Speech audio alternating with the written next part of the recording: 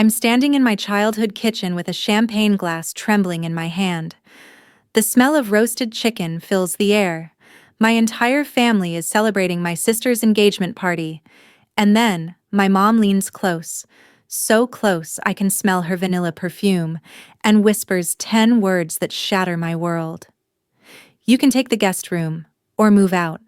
My name is Juliet, I'm 31, and that night, I lost my family. Or maybe I finally found myself. Because what happened next? The FBI got involved. My sister's fiancé got arrested. And my parents nearly lost everything. But me? I refuse to save them. Before I tell you how this all exploded, drop your city in the comments right now. I want to see how far stories like mine really travel. Let me take you back to where this nightmare started. The champagne glass is slippery in my palm. Condensation drips down my wrist. Through the kitchen window, I can see my sister Faye laughing in the backyard, her hand resting on her fiancé's chest. Fairy lights are strung across the fence, glowing soft yellow against the November darkness. Neighbors crowd around folding tables. Someone's telling a story. Everyone's laughing. I should be out there with them. But I'm frozen in this kitchen, staring at my mom. She just said it. Those 10 words. And now she's looking at me with this expression I've never seen before. Cold eyes, tight smile. The look of someone who's already decided, who doesn't need my answer because the answer doesn't matter. What? I managed to say. My voice sounds far away. You heard me. Mom sets down the serving platter she's holding. Her hands are steady. Mine aren't. Faye and Brendan need the space. They're moving in after the wedding. You can take the guest room. Or you can find your own place. The champagne glass slips. I catch it just before it hits the tile floor. Bubbles fizz against my knuckles. 3 years, $87,000. And this is how it ends. I look past her, through the window again. Faye is beaming up at Brendan, her fiancé of exactly 8 weeks. He's tall, wearing a navy suit that probably costs more than my monthly paycheck. Even from here, I can see the Rolex catching the light. He's shaking hands with my dad's brother, Uncle Rick, playing the perfect future son-in-law. Mom, I start, but she cuts me off. This isn't a discussion, Juliet, it's decided. My throat tightens. I've been paying for... We didn't ask you to. Her voice is sharp now. Final. You chose to do those things. Nobody forced you. Something inside me cracks, not breaks, cracks, like ice on a frozen lake, the kind you hear before you see. I set the champagne glass on the counter. My hand is shaking so badly the glass rattles against the granite. When do you need me out? I ask quietly. Mom picks up the platter again. Roasted chicken, the one I seasoned this morning. The one I bought with my grocery money because she asked me to handle the food for tonight. End of the month would be best. Gives you 3 weeks. 3 weeks to find a place. 3 weeks to pack up 3 years of my life. 3 weeks to disappear from the house I've been holding together with my paychecks and credit cards and 50-hour work weeks. I nod. Don't trust myself to speak. Mom walks past me toward the back door, platter in hand. She pauses at the threshold. Doesn't turn around. Try to smile tonight. This is Faye's moment. Don't ruin it by being difficult. Then she's gone. Screen door bangs shut. I hear her voice shift. Bright, cheerful. Who wants chicken? I stand there in the empty kitchen. The refrigerator hums. Someone outside shouts something about football. Laughter erupts. Through the window, I watch Brendan lean down and whisper something in Faye's ear. She giggles, touches his arm. Mom hands them plates. Dad claps Brendan on the shoulder like they're old friends. They look like a family. And I look like the help. But here's what they don't know. What none of them know. I know who Brendan Cole really is. I know what he did. I know what he's planning to do to them. And what happens next? It's going to destroy them all. Let me take you back to where this nightmare actually started. 3 years before this party. Back when I still believed family meant something. 3 years ago. March 14th, a Tuesday. My dad collapsed in the Kroger parking lot on Henderson Road. Massive stroke. Left side of his body, just gone. The doctors at Riverside Methodist said he'd never work again. Physical therapy 3 times a week. Medications that cost more than our car payment used to. A wheelchair. A walker. A completely different life. Someone had to step up. That someone was me. I moved back into my childhood bedroom at 847 Whitmore Avenue in Columbus. Painted walls still had tape marks from posters I'd hung in high school. Closets still smelled like old textbooks, but it was home. And they needed me. I work at Columbus General Hospital.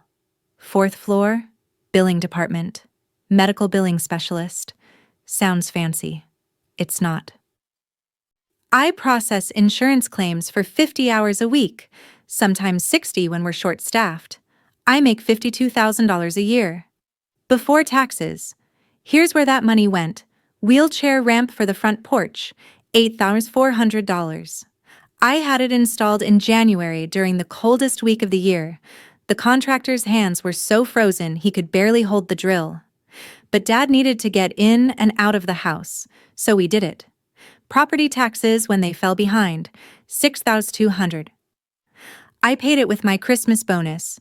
Didn't buy myself anything that year. Just wrote the check and handed it to the county. Furnace died in the middle of winter, $4,800. Put it on my credit card. Still paying the interest. My minimum payment is $140 a month. Dad's medication co-pays, $340 every single month. Blood pressure pills, blood thinners, anti-seizure medication. I pick them up every 3rd Wednesday at the CVS on High Street. New roof after the leak destroyed the master bedroom ceiling, $11,200.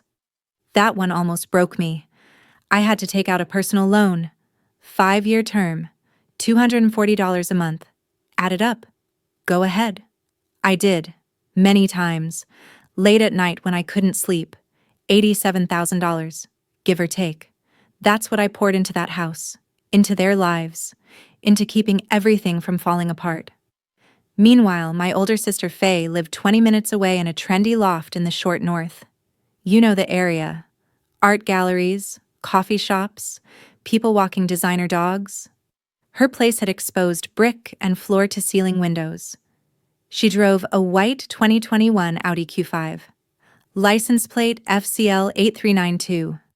I memorized it from watching her drive away so many times. She'd show up maybe twice a month. Always around 3 p.m. on a Saturday. Stay for 2 hours max, sit on the couch with Mom, talk about her consulting job, which I'm pretty sure was just some online thing that didn't pay much. Then she'd leave at 5 p.m. with a Tupperware container of Mom's lasagna. Every single time, I'd watch her taillights disappear down Maple Street. And every single time, I'd think, where is she when Dad needs help getting dressed? Where is she when he falls trying to get to the bathroom at 2 a.m.? Where is she when the bills come due? She wasn't there. I was. My routine became a prison.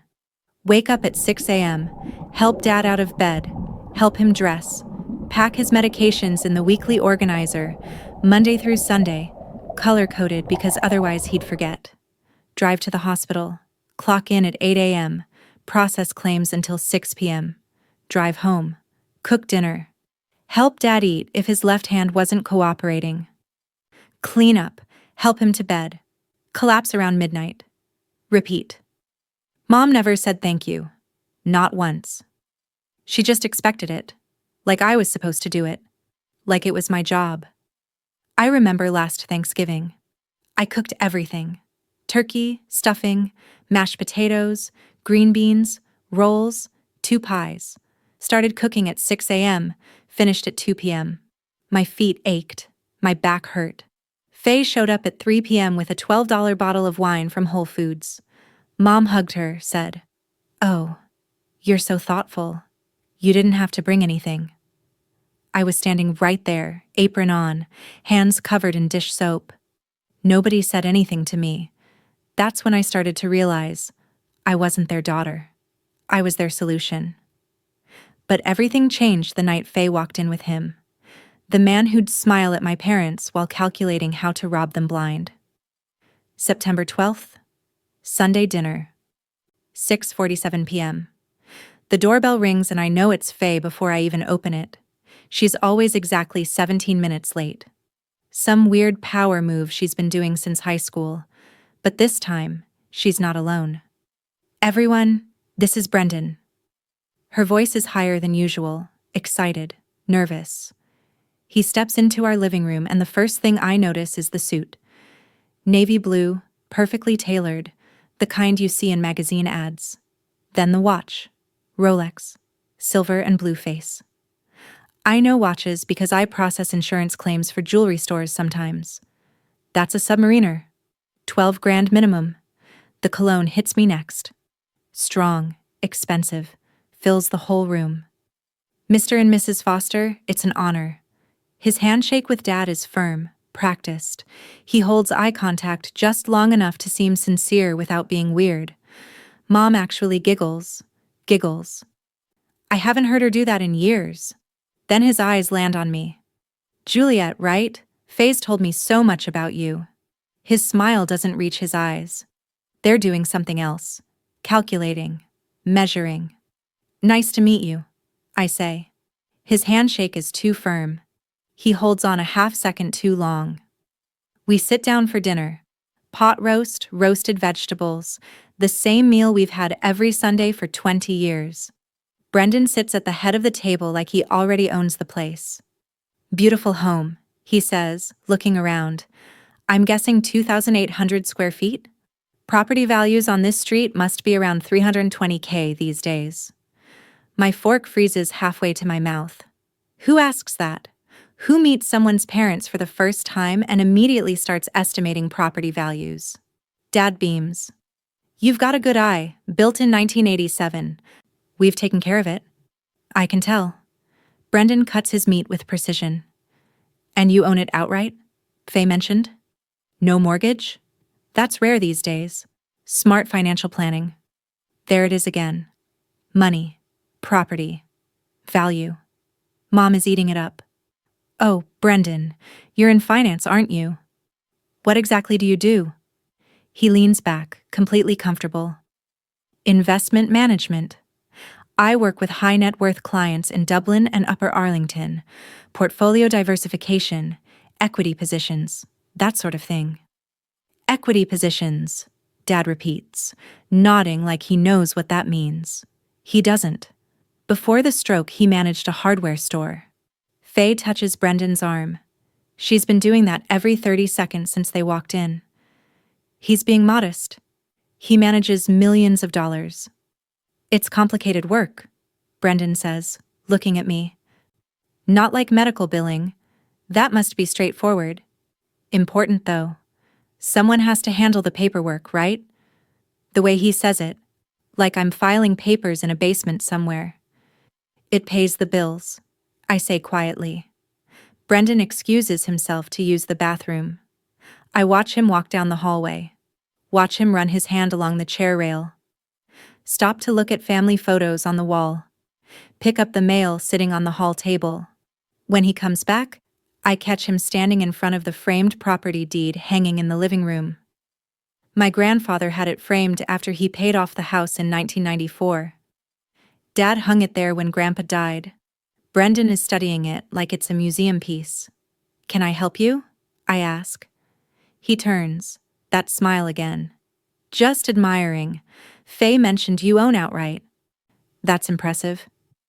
My grandparents worked hard for this house. I'm sure they did. He walks past me, back toward the dining room. Must be worth a lot now. Good investment. Something cold crawls up my spine. At the end of the night, Mom pulls me into the kitchen while Brendan and Faye say goodbye to Dad. He's perfect, she whispers. Her eyes are bright, happy. Finally, Faye found someone successful. She stops herself. But I hear the rest of the sentence. Not like you. After they leave, Brendan driving a black BMW 5 Series with tinted windows, I sit in my room and Google him. Cole Investment Strategies, LLC. Nothing comes up. No website, no LinkedIn, no business listing. Just a generic business card Faye left on the counter. White, black text, no address. The math wasn't mathing. Investment advisors don't drive 60K cars and wear 12K watches working in Columbus suburbs. Not unless they're very, very good. Or very, very bad. But when I tried to warn them, that's when everything fell apart. October 3rd, Tuesday afternoon. Mom is in the kitchen making lunch. I'm sitting at the table, laptop open, looking at a blank search page. Mom, what do you know about Brendan's company? She doesn't turn around, just keeps chopping celery. What do you mean? His business, Cole Investment Strategies. I can't find anything online. The knife stops. Why are you looking? Because it's weird. No website, no... Juliet. She sets the knife down, turns to face me. Her expression is tired. You're being paranoid. I'm being careful. There's a difference. He's in finance. That's what he talks about. It's his job. But I can't find. Stop. Her voice is sharp now. Faye's finally happy. Can't you just be supportive? The words hit like a slap. I'm trying to protect you. From what? A successful man who treats your sister well? She picks up the knife again. Maybe focus on your own life for once. I close my laptop. Leave the kitchen. 2 days later, I try Dad. October 5th. Evening. I'm bringing him his medications. 7 pills, color-coded in the organizer. Dad, I'm worried about Faye and Brendan. He takes the pills, swallows them with water. Worried how? I can't find any information about his company, and he asks a lot of questions about the house, about money. Dad's jaw tightens. That's a serious accusation, Juliet. I'm not accusing him of anything. I'm just saying, be careful. Brendan's been nothing but respectful to this family. He picks up the TV remote. He's successful. He treats your sister well. Frankly, it's nice to see Faye with someone who has his life together. The implication hangs there. Unlike you. Still living at home? Still single? Still struggling. I'm just asking you to be careful. I say quietly. He turns up the volume. Conversation over. That night, 11:34 p.m., my phone buzzes. Text from Faye. Mom told me what you said. You're pathetic. Can't stand seeing me happy. You've always been like this. Stay out of my life. You're just jealous because you're alone and miserable. I read it 3 times. Stare at my phone screen until it goes dark. The visits increase after that. Brendan and Faye start coming twice a week. Wednesday evenings, Sunday afternoons. He always brings wine, expensive bottles I have to Google. Camus Cabernet, special selection, $85. He takes Dad to lunch at Mitchell's Ocean Club. Dad comes home talking about investment opportunities and building wealth. He offers to review their finances for free. Sits at the dining room table with Dad's bank statements spread out. Asking about retirement accounts, pension payments, life insurance policies. And my parents eat it up. He's trying to help us. Mom says one evening when I dare to question it. Why can't you see that? I paid for the roof. $11,200. We didn't ask you to. I paid for the ramp. $80,400. That's what family does. I paid property taxes when you fell behind. $6,200. You chose to do those things. I work 50 hours a week to keep this house running. Nobody's forcing you to stay. I'm here every single day, taking care of Dad, cooking, cleaning, paying bills. Silence. October 20th, Wednesday evening. Brendan and Faye are over again. I'm in the kitchen refilling water glasses. I mentioned to Mom, quietly, that I still can't find any online presents for his company. I don't realize Brendan is standing in the doorway. His expression shifts. Just for 2 seconds. The smile drops. What's underneath is cold, calculating, empty. Then the smile snaps back into place. Juliet's just being protective, he says to Mom. It's sweet. But his eyes tell a different story. They wouldn't listen. They chose him. A man they'd known for 6 weeks over the daughter who'd spent 3 years holding their lives together. But I couldn't let it go. So I did what they should have done from the start. I started digging into who Brendan Cole really was. And what I found made my blood run cold. October 15th, 9:23 a.m. I'm sitting in my car in the hospital parking lot, 20 minutes early for my shift. My phone is in my hand. I've typed and deleted the same text message 4 times. Finally, I just send it. Renee, can you look someone up? Need to know if he's legit. Renee Dupont. We went to high school together. She's a corporate lawyer now at Porter Wright Morris and Arthur downtown. Big firm, glass building on Gay Street. She handles business disputes, corporate filings, the kind of law that requires expensive suits and even more expensive degrees. If anyone can find out who Brendan Cole really is, it's her. My phone buzzes. 10:15 a.m. 52 minutes later. Nothing in Ohio Secretary of State database. You sure about the business name? My hands go cold. I call her during my lunch break. She picks up on the second ring. Talk to me, she says. I can hear office noise in the background, phones ringing, people talking. Cole Investment Strategies, LLC. The owner is Brendan Cole. He's dating my sister. Says he manages portfolios for wealthy clients. Hold on. I hear typing. Fast, professional. Okay, there's no active registration for that business name in Ohio. Not dissolved, not inactive.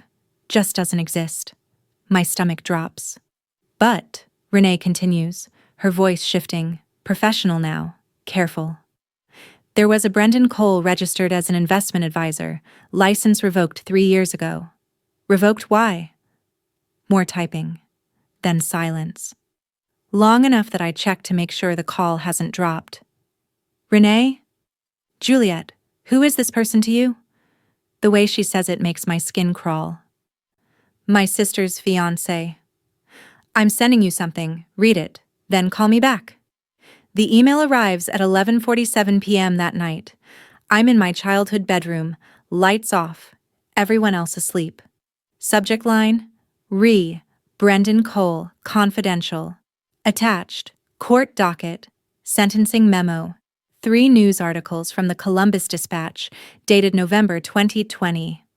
I open the first article. Headline, Dublin financial advisor, sentenced in elder fraud case. 12 victims lose homes.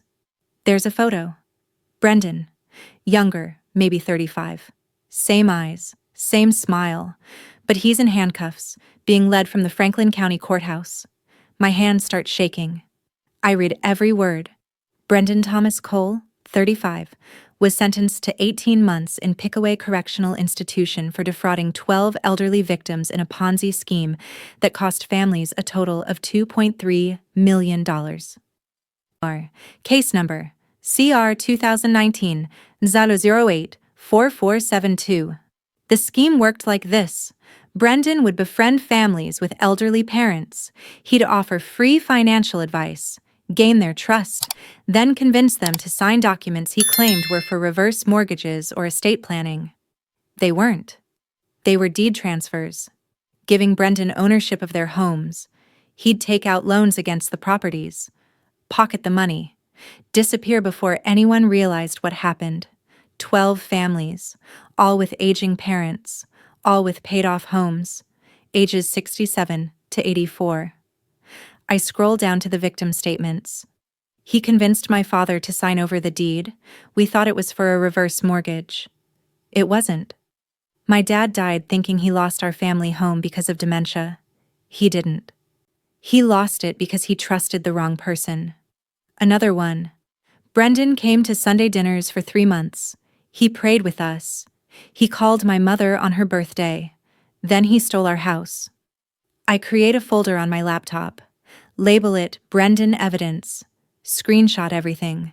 The court documents, the articles, the sentencing memo, the parole hearing transcript from March 2022, the month he got out. I stay up until 3 a.m. reading every single word. The pattern is identical. Find families with elderly parents, disabled parents, parents who need help, parents with adult children stressed about caregiving. Become indispensable. Offer to help with finances. Gain complete trust. Then strike. My dad had a stroke. Can't work. Needs constant care. We own the house outright. $320K. Brendan estimated that first night. We're the perfect target. My gut was right. But being right felt like drowning. Because I knew what came next. I had to tell them. And they wouldn't believe me. I called Faye the next morning. That conversation destroyed what was left of our relationship. But what choice did I have? I had proof. I had court documents. I had victims' names. Surely this would make them listen. October 16th, 7:15 a.m. The phone rings 4 times. I'm pacing my bedroom. Haven't slept. It's 7 a.m. What? Faye's voice is groggy, annoyed. We need to talk. It's about Brendan. It's serious. She sighs. Heavy. Dramatic. If this is another one of your... He's a convicted felon. Silence. Fraud. Elder fraud. He went to prison, Faye. 18 months. Pickaway Correctional. He got out in March. I can hear her breathing. 10 seconds. 15. You're lying. I'm not. I have court documents. News articles from the Columbus Dispatch. Victim impact statements. He targeted elderly people and stole their homes. 12 families. $2.3 million. Her voice changes. Goes cold. Sharp. You're jealous. What? You're jealous. You can't stand seeing me happy. Faye, I have proof. No. She's fully awake now. Angry. You're bitter. You've been bitter since I moved out and got my own life. You can't stand that I found someone while you're stuck at home, alone, playing nurse. This isn't about me. It's always about you, Juliet. Everything has to be about you.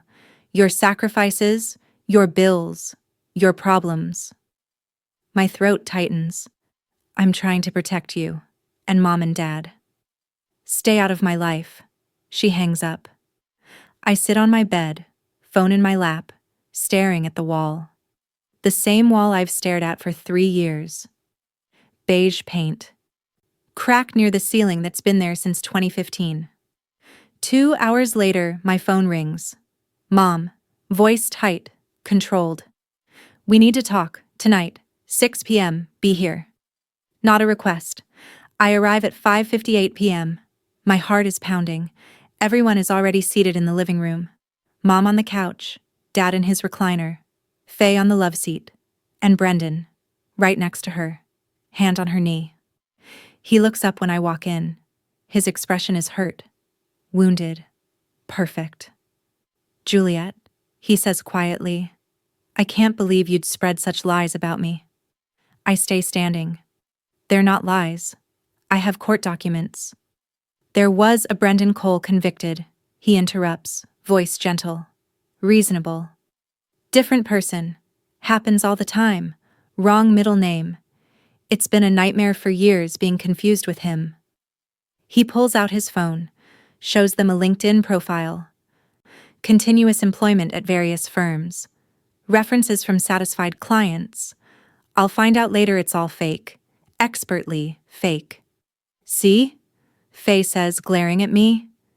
You didn't even verify. You just assumed. I did verify. I had a lawyer. A lawyer? Dad's voice is sharp. You involved lawyers in our family business? I had to make sure.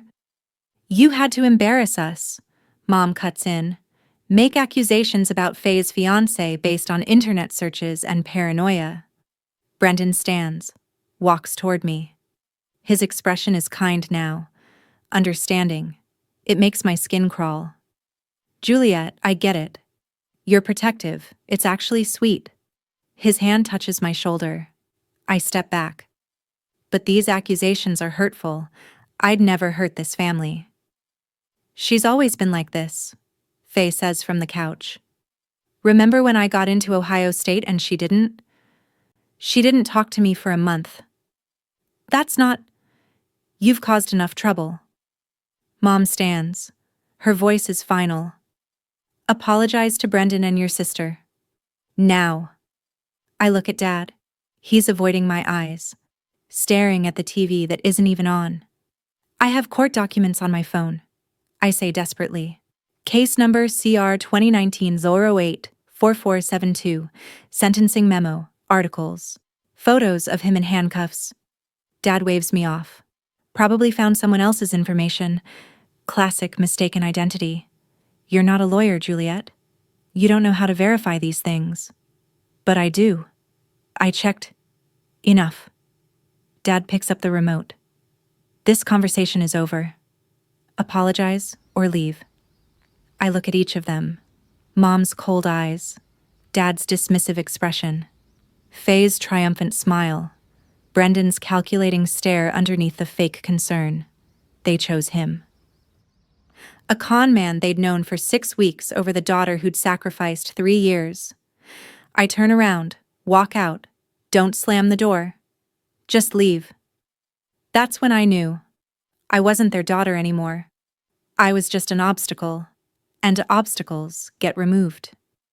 November 4th. 2 weeks after that disaster in the living room. 2 weeks of silence. No texts, no calls. Just cold, empty quiet. Then Mom calls. We're having an engagement party for Faye and Brendan. Saturday. Can you help set up? Not. Will you come? Not. We'd love to see you. Can you help set up?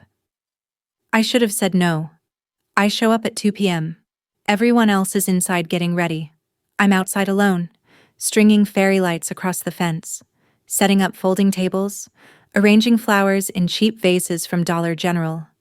The hired help. Guests start arriving at 6 p.m. I'm in the kitchen, arranging appetizers on plates. Through the window, I can see Brendan working the crowd, shaking hands with neighbors, laughing with Uncle Rick, the golden boy. Faye is glowing.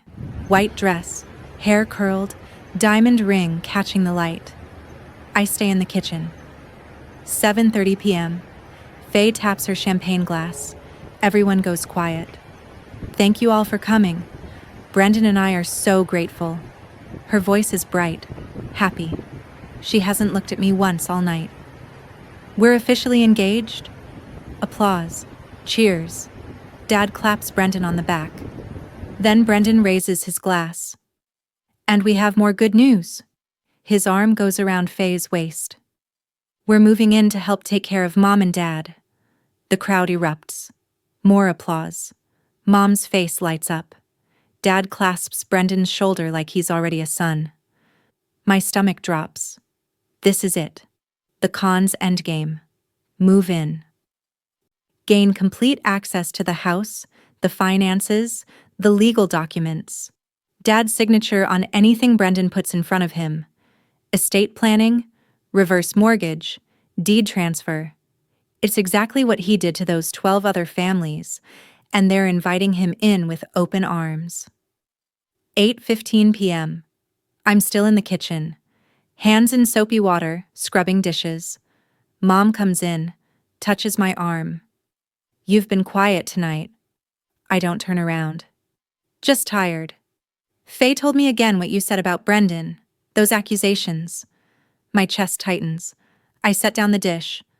Mom, I have proof. Enough. Her voice is sharp. Final. You've caused enough trouble. Outside, laughter, music, celebration. Inside, the fluorescent light hums. The refrigerator clicks on. Mom takes a breath. Things are changing. Faye and Brendan need your room. The master bedroom has more space for both of them. I turn around slowly. What? You can take the guest room. She's not looking at me, looking past me, at the window, at the party. Or you can move out. Your choice. The smell of roasted chicken suddenly makes me nauseous. My hands grip the counter edge. After everything I've done, we didn't ask you to do those things. You chose to. 3 years. $87,000. Every morning helping Dad dress. Every night cooking dinner. Every bill paid. Every repair made. Every sacrifice. Nothing. It meant nothing. You live here rent-free. Mom continues. We've given you a home. This is how you repay us? Trying to destroy Faye's relationship? My voice cracks. What am I? She finally looks at me. Her eyes are cold. Decided. That's up to you to decide. She walks out. Back to the party. Back to the celebration. I stand there for 2 minutes, 5 minutes, 10. Then I set down the champagne glass I've been holding, walk upstairs, start packing. Clothes, laptop, the documents I've been keeping, proof of every payment I made. Photos from when I was younger, when they still smiled at me. I walk back downstairs, unplug the TV from the living room. The 55-inch Samsung I bought Dad for Christmas 2 years ago. $680. Mom is standing in the hallway, arms crossed. You're being childish. I'm taking what's mine. I grab the dishes from the kitchen, the set I bought when their old ones broke, the pots and pans I replaced when the non-stick coating wore out. Load everything into my car. 3 trips. 4. It's 9:47 p.m. The party is still going. Music floating through the November air, people laughing, drinking, celebrating. Brendan is standing at the window, watching me. There's a faint smile on his face. He won. I drive away. Watch the house shrink in my rearview mirror, the only home I've known for 31 years. And for the first time in 3 years, I feel like I can breathe. I found a studio apartment in Clintonville, $950 a month. Bare walls, secondhand couch from Facebook Marketplace, a mattress on the floor. But it's mine. For 2 months. Silence. No calls, no texts. They got what they wanted. Me gone, Brendan in. Then my phone rang with news that changed everything. January 10th, Tuesday, 2:47 p.m. I'm at work, 4th floor billing department, processing a claim for a knee replacement. My phone buzzes on the desk. Renee, turn on the news, Channel 10, now. Her voice is urgent, breathless. What? Why? Just do it. I'll call you back. She hangs up. My coworker Shanice has a small TV at her desk. She's watching Judge Judy on mute. Can you switch to Channel 10? I ask. She looks confused but clicks the remote. WBNS 10 TV. The anchor, Kristen Hartman, has that serious expression they use for breaking news. Breaking news from Columbus. A local man has been arrested in a multi-million-dollar elder fraud investigation. The screen changes. Brendan's face fills it. Mugshot. Orange jumpsuit. Hollow eyes. No smile. Just empty, dead staring. My hands go cold. The reporter, Angela Ann, is standing outside the Franklin County Courthouse. 38-year-old Brendan Thomas Cole faces 15 counts of fraud, forgery, and theft. Authorities say Cole targeted families with elderly members, convincing them to sign over property deeds disguised as estate planning documents. Shanice looks at me. Wait, isn't that? I can't speak. The screen shows a list. 7 victims, $3.8 million in total fraud. Then the reporter says it. Among the alleged victims, the Foster family of Columbus, who nearly lost their home valued at $340,000. The camera cuts to a house. My house. 847 Whitmore Avenue. The wheelchair ramp I paid for is visible in the shot. According to court documents, Mr. Cole convinced the victim to sign deed transfer paperwork on November 15th during a family gathering. The victim believed he was signing estate planning documents. November 15th. 11 days after the engagement party. Brendan didn't waste time. Detective Morris from Franklin County appears on screen. Gray hair, tired eyes. Mr. Cole had the victim sign what he claimed were estate planning documents. In reality, they transferred property ownership to shell corporations Mr. Cole controlled. He would then take out loans against the properties and disappear before families realized what happened. Another victim appears. Mrs. Kowalski, 72 years old, crying. He seemed so nice, so trustworthy. He came to our home for months, helped my husband with his medications. Then he stole our house. The reporter continues. The foster family was saved only because their daughter alerted authorities before the transfer was finalized. My breath catches. My report. The one I filed December 1st with the FBI field office on Main Street. After my family refused to listen, I stopped it. My phone starts ringing. Mom. Then Faye. Then Dad. 14 missed calls from Mom. 9 from Faye. 6 from Dad. Voicemail notification. I play it. Mom's voice, shaking. Juliet. Please. We need you. Call us back. Please. I delete it without listening to the rest. Shanice is staring at me. That's your family? Was. I say quietly. He was my sister's fiancé. I close my laptop. Stand up. My legs feel weak. I go to the bathroom. Lock myself in a stall. Sit on the closed toilet seat. I was right. I had proof. Court documents, articles, victim statements, and they chose him anyway. I don't cry. I just sit there, feeling empty, vindicated but hollow. Being right doesn't feel like I thought it would. My phone keeps buzzing.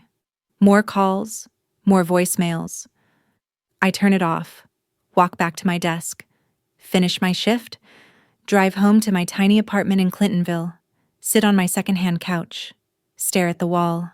January 13th, 11:20 a.m. 3 days since the news broke. 3 days of ignoring calls, deleting voicemails, blocking numbers. Then someone knocks on my apartment door. I look through the peephole. Mom. Her eyes are red and swollen. She's holding a tissue, shredding it with her fingers. She looks smaller than I remember. Older. I hesitate. My hand on the doorknob. Then I open it anyway. She looks past me into my tiny apartment. The secondhand couch from Facebook Marketplace. The Target dishes drying on the rack.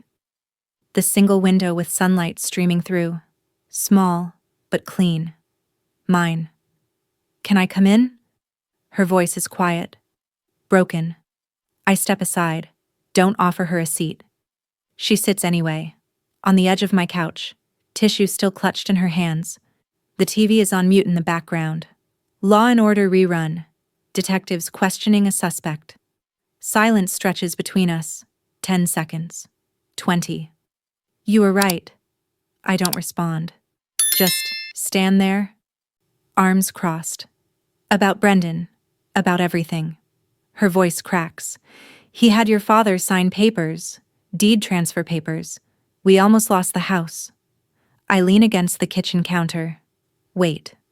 It was the engagement party, November 4th. Brendan pulled your father aside, said he wanted to talk about estate planning, protecting the house if Dad had more medical issues. She wipes her eyes. The tissue is falling apart in her hands. Dad signed. There was a notary. A woman named Vanessa Pierce. Turns out she was working with Brendan. She got arrested too. The pieces click together in my head. The transfer would have gone through. We would have lost everything. She looks up at me. But it didn't. Because you filed a report with the FBI. December 1st. I remember that day. Walking into the field office on Main Street. Feeling crazy. Feeling desperate. They'd been investigating him since October. 3 other families had already reported him. Your report added the evidence they needed. Photos you took of him looking at the deed. Recordings of his questions about the house value. She starts crying harder now. I'm sorry. I'm so sorry, Juliet. You tried to warn us, and You called me jealous, I say quietly. She flinches. I know. You told me I was bitter, that I was sabotaging Faye's happiness. I know. You gave me an ultimatum. Guest room or get out. I was wrong.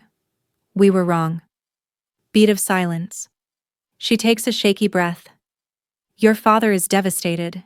He won't talk to anyone. Faye hasn't left her room in 3 days. She won't eat. Won't answer her phone. I can see where this is going. We need you. She reaches toward me. To come home. Help us get through this. I look at her. Really look at her. This woman who raised me, who taught me to ride a bike, to bake cookies, to tie my shoes. This woman who kicked me out of my own home for a con man she'd known for 8 weeks. No. She blinks. What? I'm not coming back. But we're family. You chose him over me. My voice is steady now. Clear. You chose a con man you'd known for 8 weeks over your daughter. She stands, reaches for my arm. Please. I step back. I paid $87,000 to keep that house running. I worked 50-hour weeks. I sacrificed everything. Promotions, relationships, my own life. And when I tried to protect you, you kicked me out. We'll make it right. We'll pay you back. You can't. Some things can't be fixed. She's crying openly now. Juliet, please. We're your family. Family doesn't treat people the way you treated me. I walk to the door. Open it. I gave you everything. You gave me an ultimatum. I'm not your safety net. I'm not your solution. I'm not your second choice when the first one goes to prison. She stands there, frozen, tissue in pieces on my floor. I think you should leave now. She walks past me, stops at the threshold. What about your father? Your sister? They made their choice. Now I'm making mine. She leaves. I close the door. Lock it. Stand there for a moment, hand still on the doorknob. And for the first time in 3 years, I feel light. They'd have to save themselves. I was done carrying them all. July 15th. Morning sunlight streams through my apartment window. Coffee is brewing. Someone is humming in my kitchen. Kieran, 33, architect. Dark hair, kind eyes, hands that build things instead of tearing them down. We met at my coworker Shanice's barbecue in May. He asked about my work, actually listened when I answered, asked follow-up questions, remembered details from conversations we'd had weeks before. He makes me breakfast now, kisses my forehead when he sets the plate down. You're smiling, he says. Am I? You are. My phone buzzes. Work email. Subject, promotion approved. Congratulations. Lead billing specialist, $67,000 salary, $15,000 raise. I was making $52,000 when I lived at my parents' house, giving them most of it. Now, it's mine. Shanice texts, drinks tonight to celebrate? Life feels full, different. Mine. I heard what happened to them through Tanisha. She works at the title office downtown, processes property transfers. My parents sold the house. Got $340,000 for it. But after legal fees, $27,000, and repairs they had to make for the sale, $8,400, they walked away with much less. They moved to Garden Heights condos in Whitehall. 2-bedroom. $1,100 a month rent. Dad's working again. Delivery driver for Amazon Flex. Part-time, when his health allows it. Mom got a job at the library, Whitehall branch. $14 an hour. Shelving books, checking out materials. Their retirement savings are gone. Legal fees, mortgage payments they missed during the investigation. Their credit is destroyed. Faye moved back in with them. No job. Turns out her consulting gig was an MLM scheme. Nobody's buying essential oils from someone whose fiancé went to prison for fraud. Her Audi got repossessed. She drives Mom's 2008 Honda Civic now. No confidence, no diamond ring, no future son-in-law. Brendan's trial concluded June 28th, guilty on all 15 counts. Sentence, 8 to 12 years. Pickaway Correctional, same prison as before. Restitution ordered, $3.8 million. He'll never pay it back. The other victims are getting their homes back. But the damage is done. Families torn apart. Trust destroyed. Life savings gone. Faye wasn't charged. Prosecutors confirmed she didn't know, but her reputation is destroyed anyway. 3:47 p.m. My phone buzzes. Unknown number. I almost don't open it. But I do. Juliet, I know you don't want to hear from me, but I need to say this. You were right. About everything. I was blind, stupid. I chose him over you, and I'm sorry. I'm so sorry. Mom and Dad are struggling. Really struggling. Could we talk? Please? Faye. I read it twice. Stare at the screen. Kieran looks over from the couch. Everything okay? Yeah. I close the message. Just deleting spam. I block the number. Feel nothing. Not anger, not satisfaction, just distance. They're strangers now. People I used to know. Here's what I learned through all of this. 1. Document everything.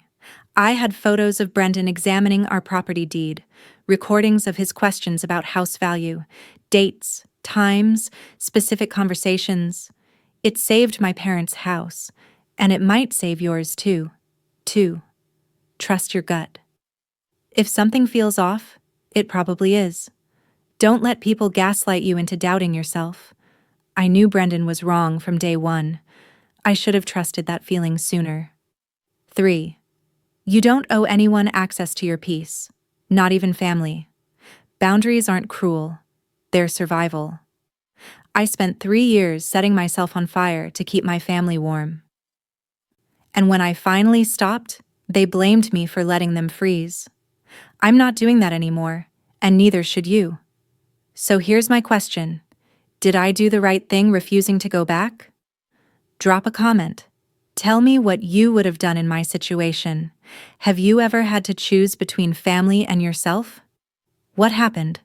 Share your story below. I read every single comment. And if you want more stories about boundaries, betrayal, and choosing yourself, hit that subscribe button. Subscribe to Revenge with Nick. Because I'm not done telling these stories. Not even close. Kieran and I walk out into the summer evening.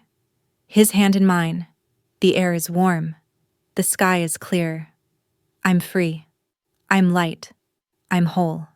And for the first time in my entire life, I'm exactly where I'm supposed to be. Thanks for listening to mine. See you in the next one.